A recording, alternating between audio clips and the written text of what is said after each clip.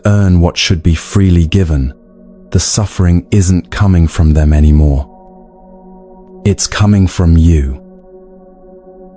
Not because you're broken or weak, but because you're doing something the Buddha warned against 25 centuries ago. He called it attachment. Not love, attachment.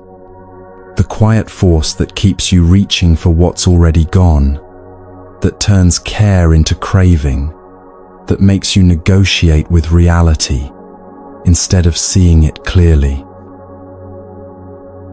And here's the compassionate truth. You weren't taught how to recognize this. No one showed you the difference between loving someone and clinging to them. You're suffering not because you're doing something wrong, but because you're doing something human, something every person does until they learn another way. Tonight, 11 authentic Buddhist stories that reveal exactly what attachment is, where it comes from, and how it finally releases. Not harsh lessons, but mirrors, encounters with this same pain and the wisdom that transformed it. If it feels right, share where you're listening from below. The first teaching begins now.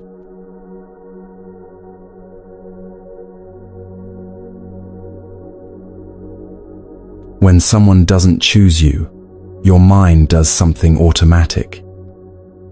It starts searching. You replay the last conversation, looking for the moment things shifted. You analyze text messages for hidden meanings. You wonder if you said too much or not enough, if you were too available or not present enough, if you gave too much or held back too long. The questions multiply faster than you can answer them, and beneath every question sits one deeper ache. What's wrong with me? This isn't overthinking. This is suffering, trying to understand itself. And here's what makes it so exhausting. You're not just hurting from their absence. You're hurting from the story your mind is building about what their absence means. 25 centuries ago, a monk named Vakali understood this suffering in a way that might surprise you. Vakali wasn't rejected by a romantic partner. He wasn't passed over for a position or abandoned by a friend. Vakali's attachment was to someone who actually cared for him deeply, the Buddha himself. Vakali had become a monk for one reason. He found the Buddha's physical presence so compelling that he couldn't bear to be away from it. The way the Buddha moved, the calm in his face, the grace in his gestures, Vakali was transfixed. He would position himself where he could watch the Buddha throughout the day. He memorized every detail of the Buddha's appearance. His entire practice became about proximity to this one person. The other monks noticed. They saw how Vakali barely meditated, rarely studied, hardly engaged with the teachings. He was physically present in the monastery, but mentally consumed with watching, waiting, making sure he could see the Buddha as much as possible. Then something shifted. The Buddha began spending more time in solitude, teaching smaller groups, traveling to remote areas. Vakali's access to him diminished. And as it did, Vakali became ill. Not with a disease you could diagnose. His body grew weak from an ache that had no physical source. He couldn't eat, couldn't sleep, couldn't find peace anywhere. The monastery's physicians examined him and found nothing wrong, yet Vakali continued to deteriorate. He withdrew to a small dwelling on Vulture Peak, too sick to function, too consumed with longing to recover. When word reached the Buddha that Vakali was dying, he went to see him. Imagine that moment. Vakali, wasted from months of suffering, suddenly seeing the person he'd been craving standing in his doorway. The relief must have been overwhelming. Finally, after all that absence, here was the presence he needed. But what the Buddha said next changed everything Vakali understood about his suffering. Vakali, what is there to see in this foul body? The Buddha's voice was gentle but direct. This body is subject to decay, to death, to dissolution. Why do you waste your energy clinging to it? Then he said the words that would become one of Buddhism's most important teachings. One who sees the Dhamma sees me. One who sees me sees the Dhamma. Vakali had been suffering not because the Buddha was absent, but because he was clinging to the wrong thing. He thought he needed the Buddha's physical presence. He thought his peace depended on being near this person, on seeing him, on having access to him. But the Buddha was pointing to something Vakali had missed entirely. What he actually needed wasn't a person, it was understanding. The teaching wasn't in the Buddha's face or form. It was in the truth the Buddha embodied, the wisdom he taught, the way of seeing reality clearly that he demonstrated.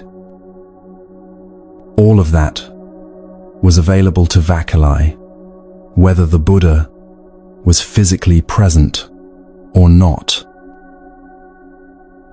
But Vakali had made the Buddha into something he needed in order to be okay. And that need, that insistence that his well-being depended on someone else's proximity, was creating his suffering. This is where the Buddha's teaching on dukkha becomes painfully clear. Dukkha is the Pali word, usually translated as suffering, but it means something more specific than just pain. It's the friction that arises when you insist reality be different from what it is. When someone doesn't choose you, there's pain. That's natural. Loss hurts. Rejection stings. Loneliness aches. These are unavoidable parts of being human, of caring about connection in a world where nothing stays the same. But suffering, dukkha, is what happens when you take that natural pain and add insistence to it. You insist they should have chosen you. You insist the connection should have lasted. You insist that their absence means something terrible about your worth. You insist that you can't be okay without them, that your peace depends on them returning, that life won't make sense until they see your value. Every insistence creates friction. Every should rubs against what is. And that friction That constant mental argument with reality is where suffering multiplies far beyond the original pain. Vakali's body was healthy.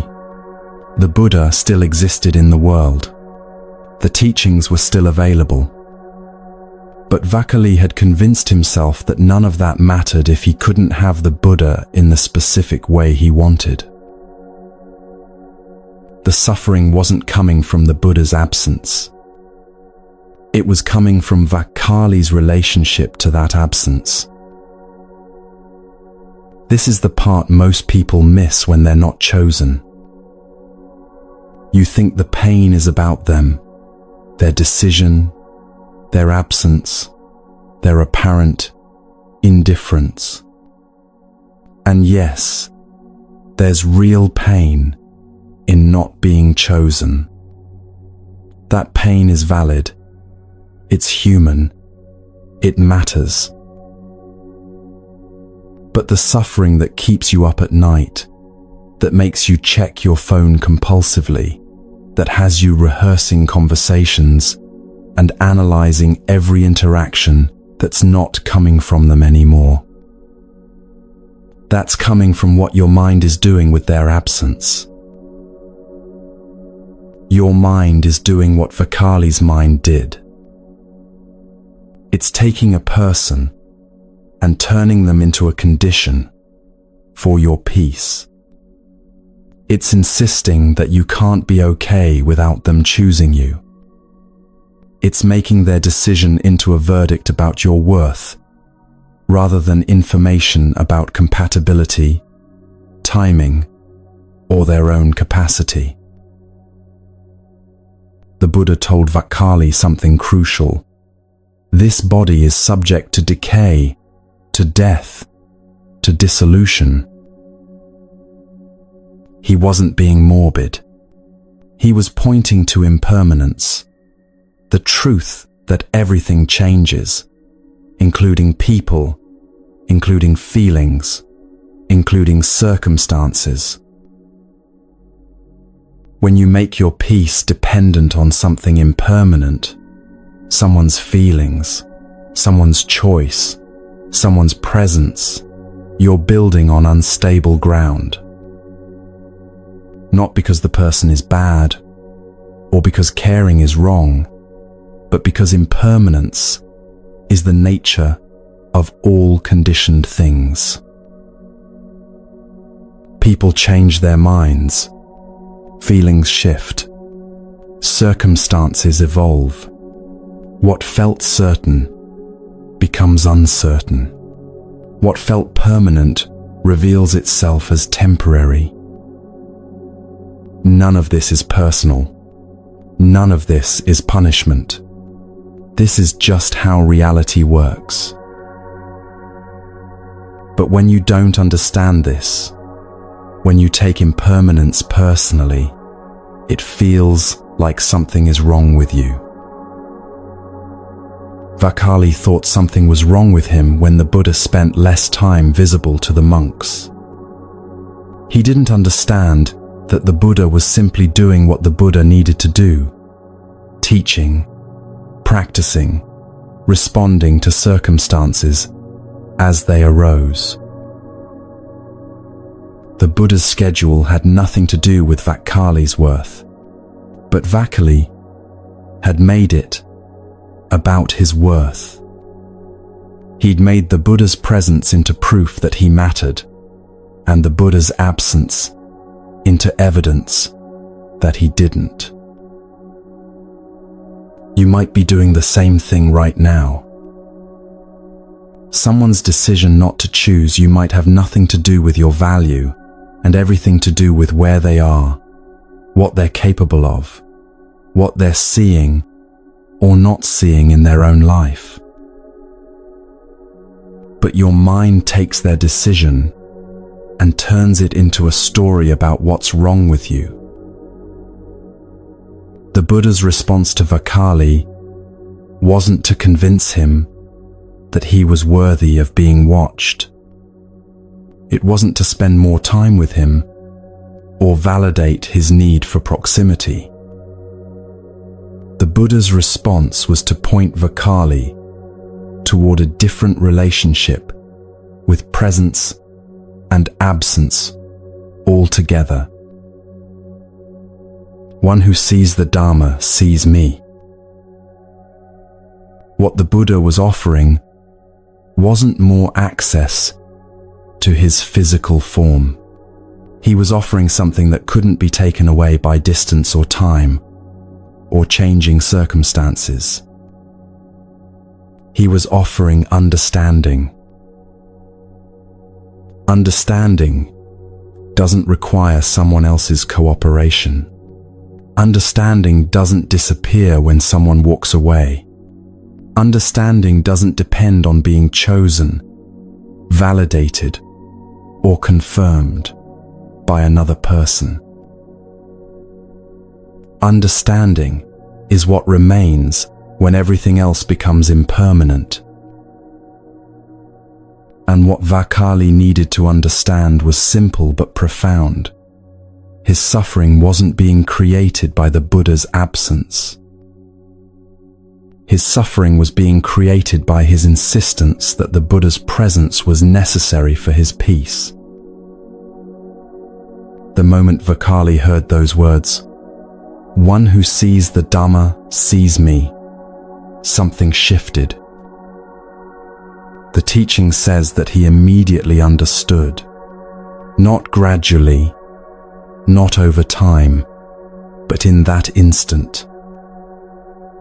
He saw what he'd been doing, mistaking the finger pointing at the moon for the moon itself, mistaking the person teaching truth for truth itself, mistaking proximity to the Buddha for the peace the Buddha was pointing toward. And in seeing this clearly, his suffering ended.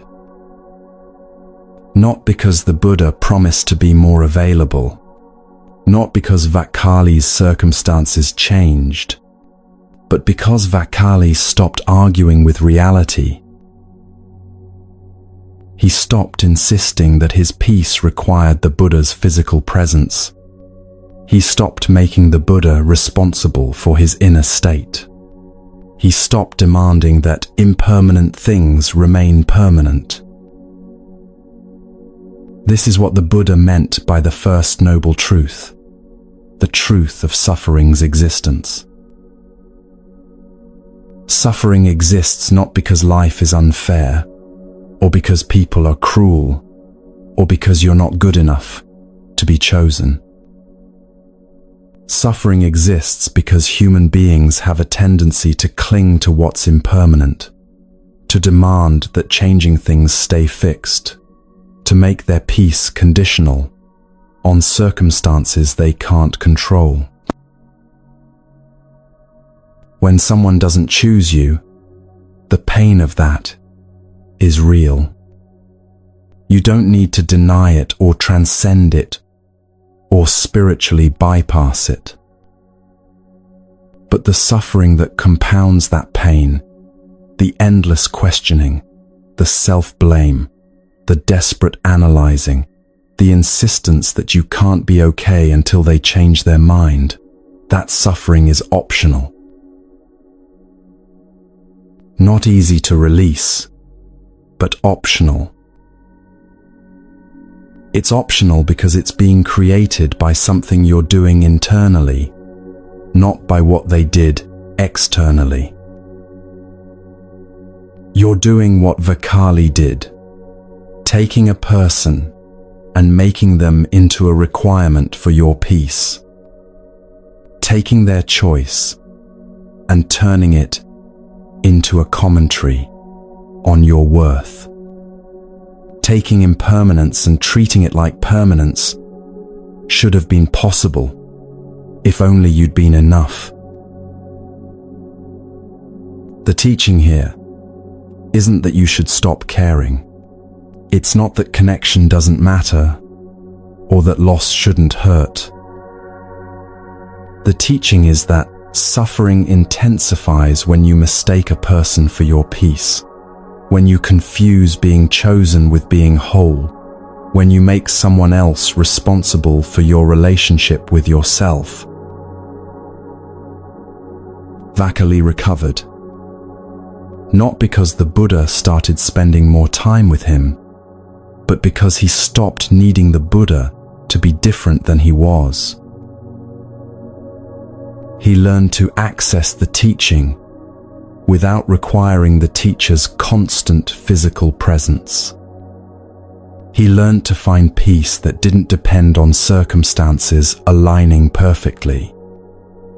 He learned the difference between appreciating someone and clinging to them.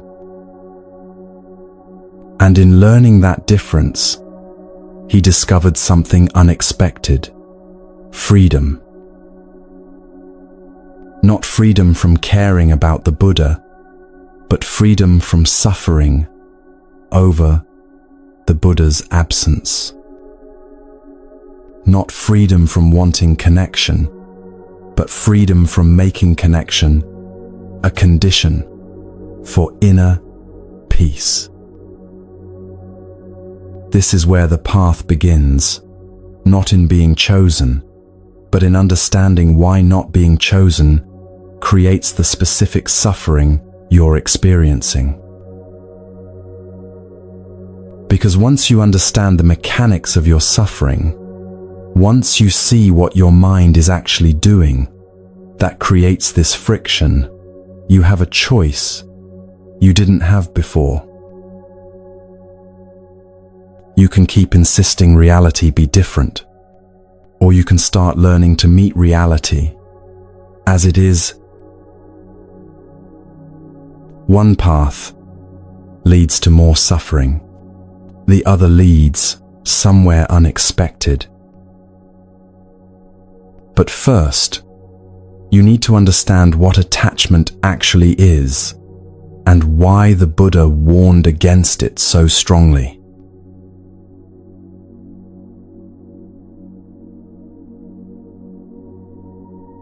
Most people think attachment is love taken to an extreme.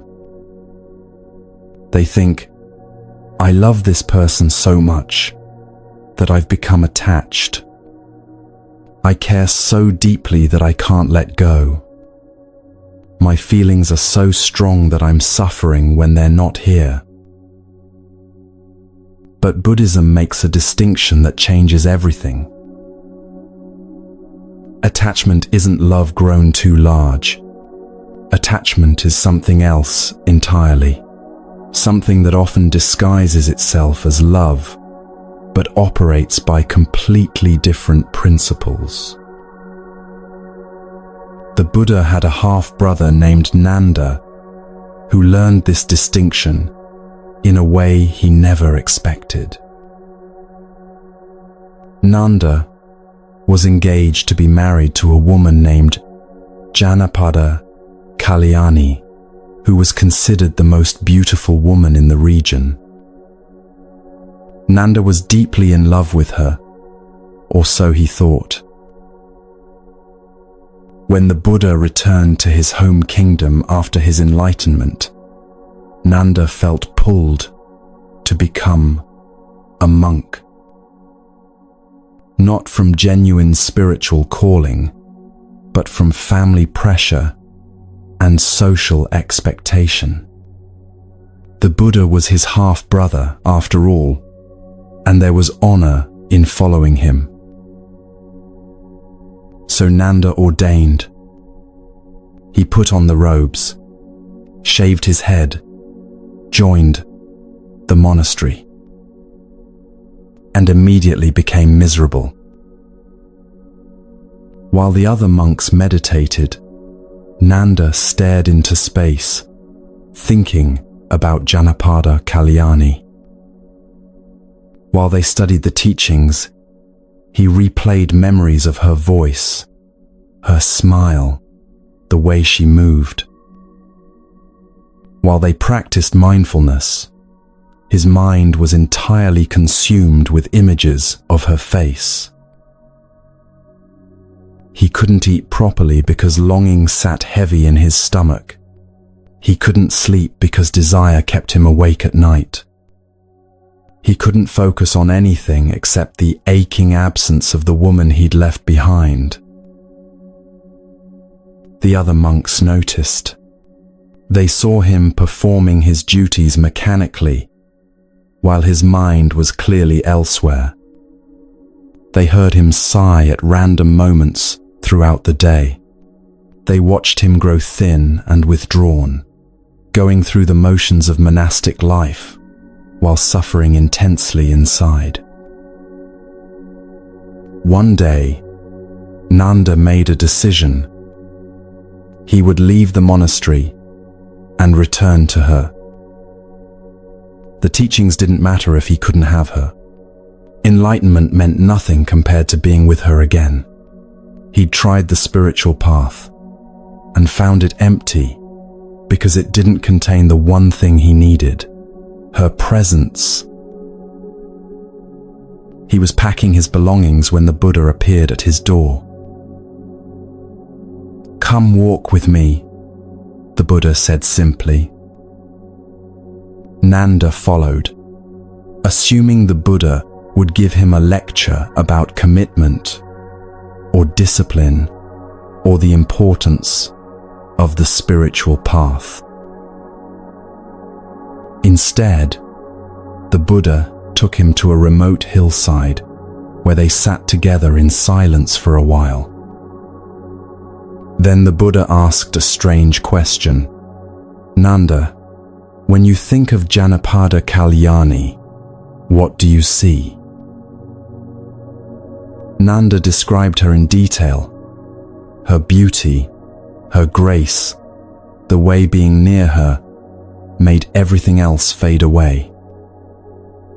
The Buddha listened without judgment, then said, "I want to show you something." What happened next, the ancient texts tell us, was extraordinary.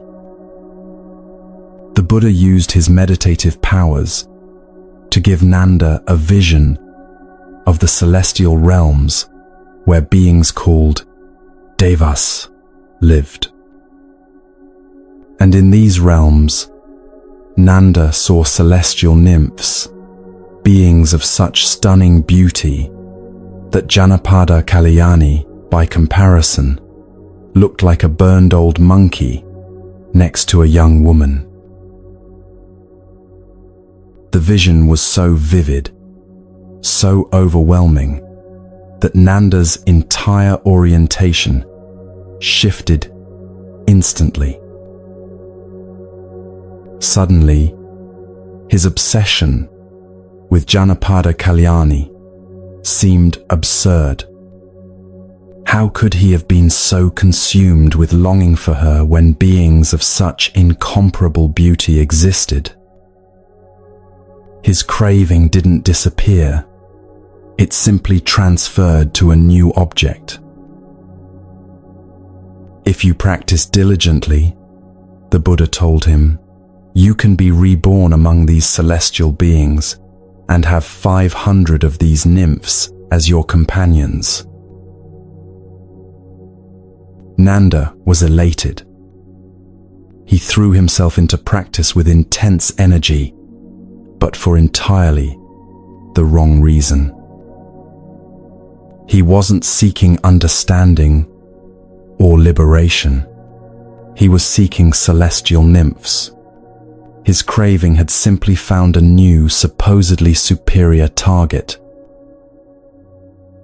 The other monks noticed the change in his effort and asked what had motivated him. When Nanda admitted he was practicing to gain access to celestial nymphs, they mocked him mercilessly. They called him a prostitute's wage worker, someone practicing the Dharma for the sake of sensual pleasure.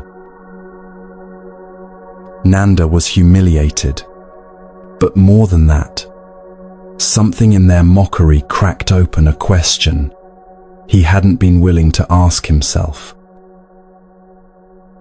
What was he actually doing? He'd been suffering over Janapada Kalyani convinced that his peace depended on being with her. Then, shown something more beautiful, he'd immediately abandoned that craving for a new one. And now he was suffering again, this time from shame and from longing for beings he'd never even meet. The object kept changing, but the suffering remained constant. The Buddha, seeing that Nanda was finally ready, showed him one more vision. This time, not celestial realms, but hell realms. And in these realms of suffering, Nanda saw a massive cauldron being prepared. When he asked what it was for, the beings there told him, "This is being prepared for the monk, Nanda, the Buddha's brother, who is practicing to gain celestial nymphs. When his merit runs out, and he falls from the celestial realm, he will be cooked here for eons." The terror was visceral and immediate.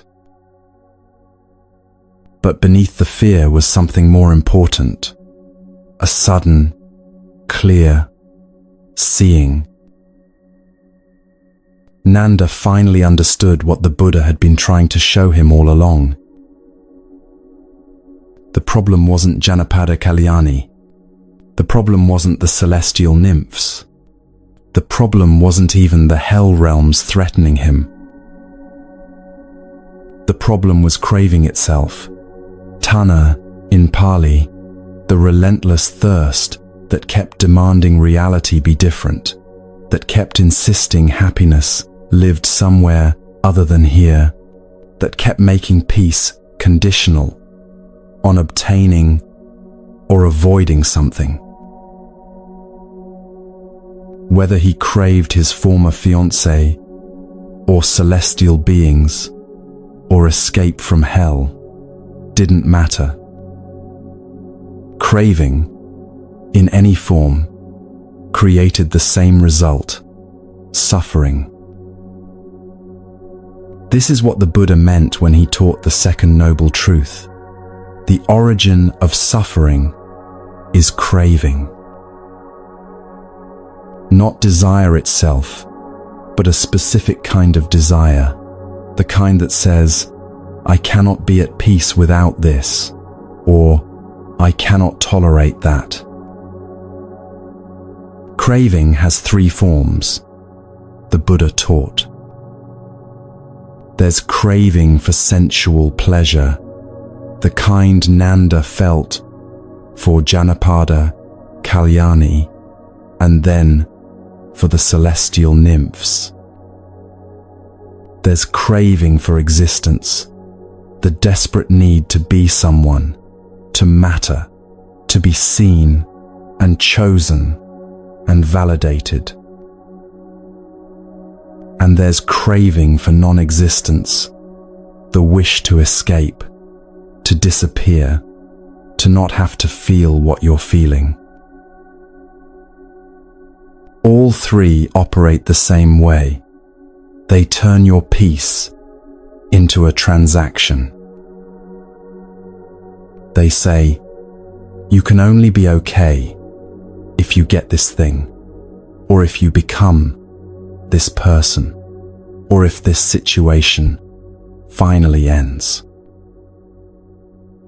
And because reality is impermanent and uncontrollable, that transaction sets you up for endless suffering.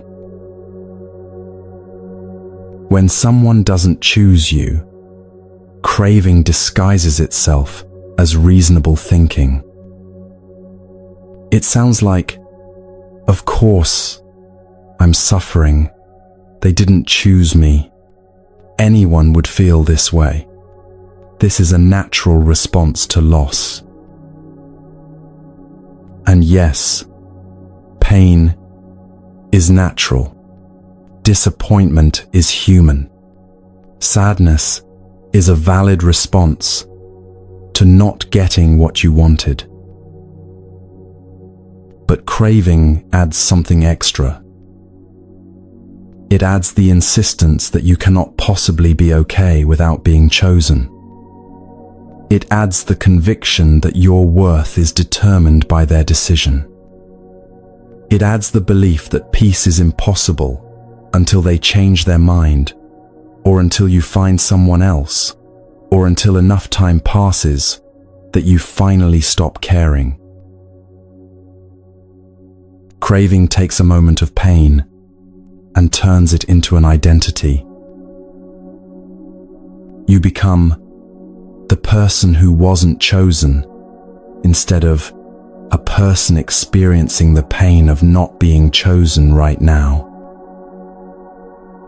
You make their decision into evidence about your fundamental value instead of information about this particular situation at this particular time. And once you've done that, you're trapped. Because now you're not just dealing with the original pain, you're dealing with all the mental proliferation that craving creates. The endless analysis, the self-blame, the comparison to others who were chosen, the desperate strategizing about how to become more acceptable, the bitter narrative about how you always end up in this position.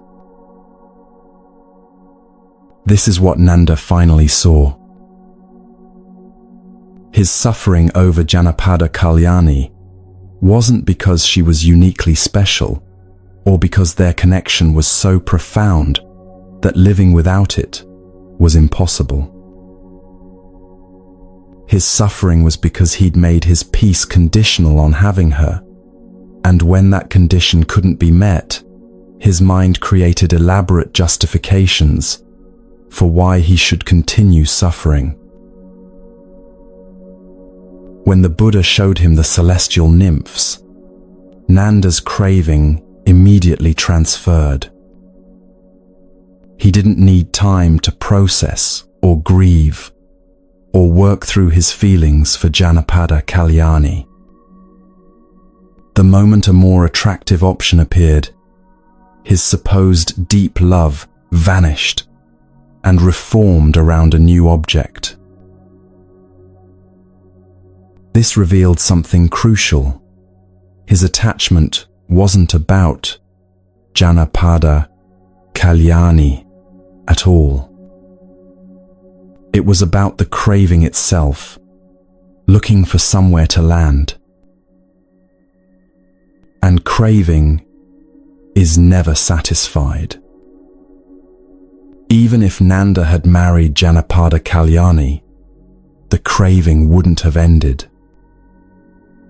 It would have found new forms, craving for her to be different, craving for the relationship to feel like it did in the beginning, craving for the anxiety about losing her to finally quiet down. Even if someone chooses you, craving doesn't stop. It just changes what it's craving for. This is why the Buddha taught that the problem isn't the object of desire, but the relationship to desire itself. Love, in its pure form, doesn't demand. It appreciates without clinging. It values without controlling. It wishes well-being for the other person without making that well-being a condition for your own peace. Attachment does the opposite.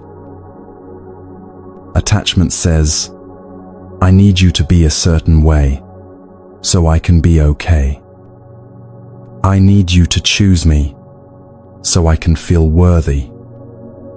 I need you to stay so I can feel secure. I need you to love me in the specific way I want to be loved, or else I'll suffer. Notice the I need in all of those. That's craving speaking, not love. Love can coexist with loss. You can love someone and accept that they're not choosing you. You can value connection and simultaneously recognize when connection isn't reciprocated. You can feel sadness about an ending without making that ending into a catastrophe about your worth. But craving can't coexist with anything except getting what it wants. Craving is all or nothing, black or white, now or never. And because reality rarely gives us exactly what we want, exactly when we want it, in exactly the form we want it, craving guarantees suffering. After Nanda saw the hell realms, something fundamental shifted in him. He didn't try to replace his craving for celestial nymphs with craving for something else. He didn't attempt to force himself to stop wanting what he wanted. Instead, he started investigating craving itself. He began noticing how it arose in his mind, the sudden tightening, the mental reaching, the subtle or not so subtle demand that this moment be different from what it is. He noticed how craving always came with a story. I need this because, or I can't be happy unless, or this will finally make me feel. And most importantly, he noticed that every time he believed these stories, suffering followed. Not sometimes, not occasionally, but every single time. The texts tell us that Nanda eventually became an arahant, fully enlightened, completely free from craving. Not because he got what he wanted or because he transcended all desire, but because he understood craving so thoroughly that it lost its power over him. He saw it arising anew. This is just craving. It's not truth. It's not wisdom. It's a conditioned pattern that will create suffering if I believe it and act from it. And in that seeing, in that clear recognition of what craving actually is, freedom became possible. When someone doesn't choose you, you have the same opportunity Nanda had. You can keep feeding the craving, analyzing why they didn't choose you, comparing yourself to whoever they did choose, trying to figure out how to become more acceptable, rehearsing what you should have said or done differently. Or you can start investigating the craving itself. What does it feel like in your body when you're craving their attention, their choice, their validation? Where do you feel it? In your chest, your throat, your stomach?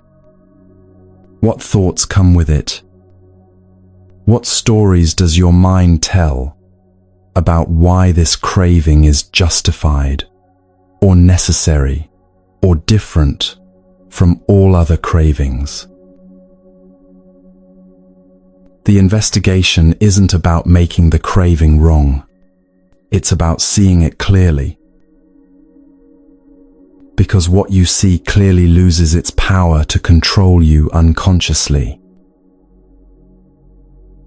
Nanda's freedom didn't come from Janapada Kalyani finally choosing him, or from obtaining celestial nymphs, or from avoiding hell. His freedom came from understanding that all of his suffering, every bit of it, was being created by his relationship to wanting, not by whether he got what he wanted. The moment you understand this in your own experience, something shifts. Not immediately, not dramatically, but definitely. You start to notice craving as it arises, rather than being consumed by it.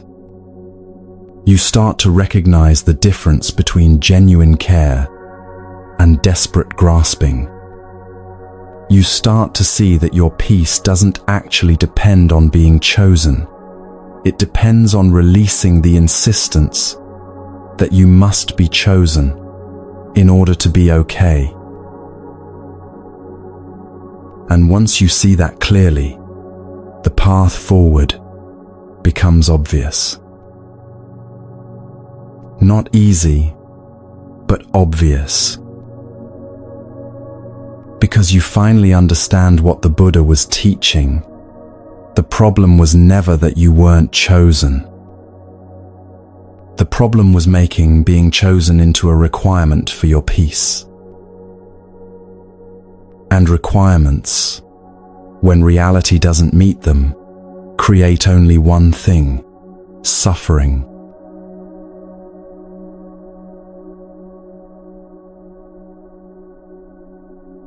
Shortly after his enlightenment, the Buddha was traveling with a group of former fire worshippers who had become his students. These were people who had spent years conducting elaborate rituals around fire, believing that properly tending flames would bring blessings and prevent misfortune. They understood fire intimately, how it starts, what feeds it, how it spreads, how it consumes. They knew that fire was never static, always hungry, always seeking fuel. The Buddha brought them to a hillside and began teaching in language they would understand. "Monks," he said, "all is burning.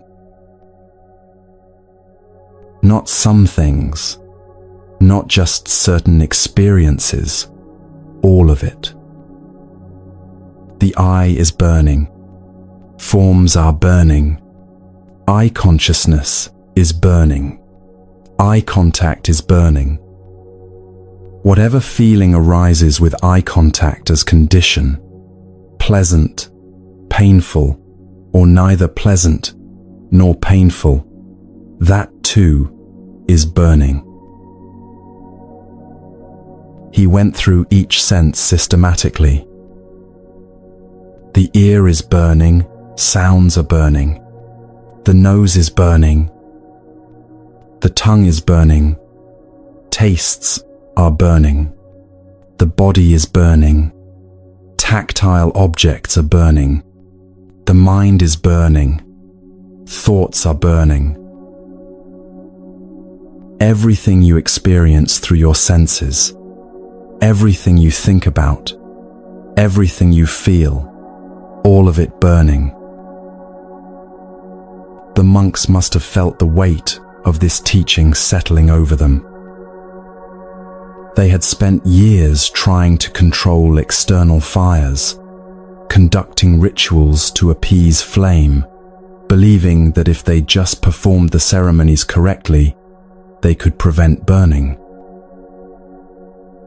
Now the Buddha was telling them that the real fire wasn't outside. It was internal, continuous, burning through every moment of experience. Then he asked the question that makes this teaching cut to the core: burning with what? The monks leaned in, waiting. Burning with the fire of greed, with the fire of hatred, with the fire of delusion. Burning with birth, aging, and death, with sorrow, lamentation, pain, grief, and despair. This wasn't poetry. This was description. The Buddha was naming the exact experience of internal burning that every human knows, but rarely understands. And if you've ever chased someone who doesn't choose you, you know exactly what this burning feels like. Your chest burns with longing every time you think about them. Your mind burns with obsessive thinking, analyzing every interaction, every word, every silence.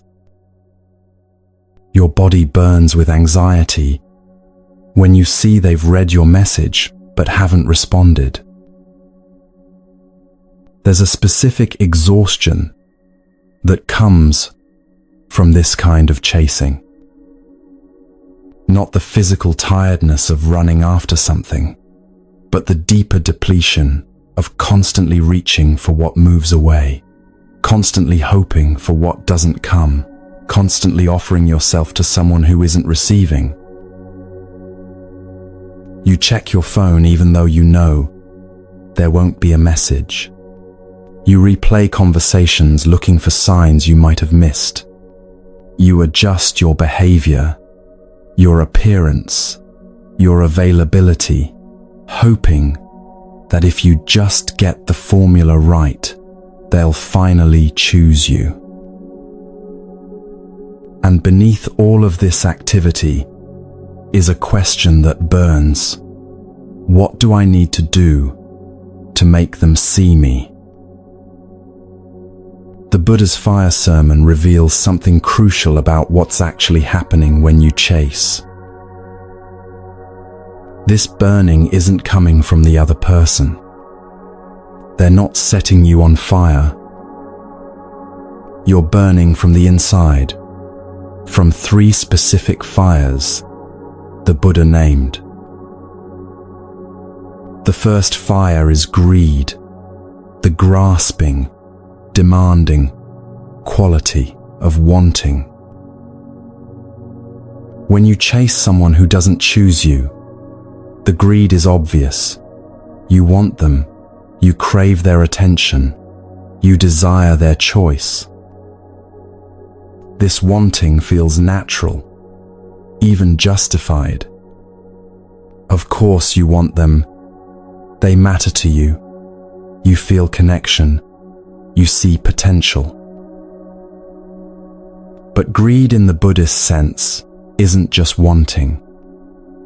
It's the insistence that you must have what you want, the refusal to accept reality when reality says no.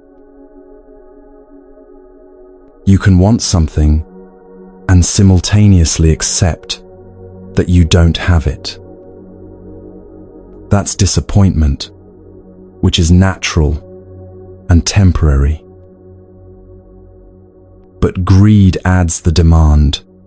Reality is wrong for not giving me this, and I will not accept this outcome, and I will keep reaching until I get what I want. That demand keeps the fire burning. Every text you send hoping for a different response, fuel for the fire of greed. Every time you refresh their social media to see what they're doing, more fuel. Every mental rehearsal of what you should have said or could still say, fuel. Every attempt to become more attractive, more interesting, more available, fuel. The fire grows hotter with each addition.